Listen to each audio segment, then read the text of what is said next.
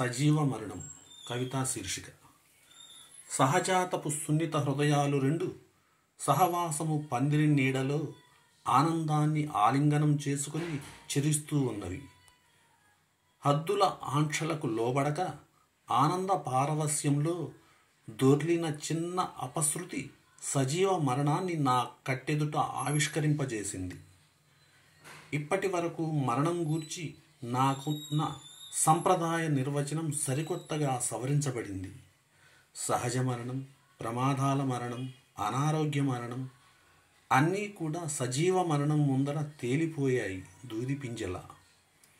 అదురు బెదురు లేకనే అనురాగాన్ని ప్రకటించే నా మనోధైర్యం నేడెందుకనో జవజచ్చి సజీవ మరణాన్ని కప్పుకుంది వింతగా, భయంగా. నాలో చెలరేగిన మౌన ప్రశ్నలు కొంత దీర్ఘ విచారణా లోతులను స్పృశించిన నేపథ్యంలో వికసించిన వాస్తవాలు తిరిగి నాలో సరికొత్త ప్రవర్తనా మార్పులకు శ్రీకారం చుట్టాయి. నా ఆనందం హద్దులు మీరిన ప్రతిసారి అటువైపు తొంగి చూసిన సమయస్ఫూర్తి నా హృదయానికి రక్షణ కవచమై అలరిస్తూనే ఉంది.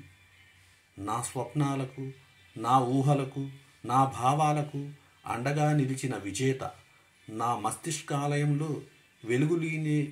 వెలుగులీనే చిరునగవుల దేవేరి తానేనని నిరూపణ అవుతూనే ఉంది, నిరంతరాయంగా, నిష్కల్మషంగా. Thank you.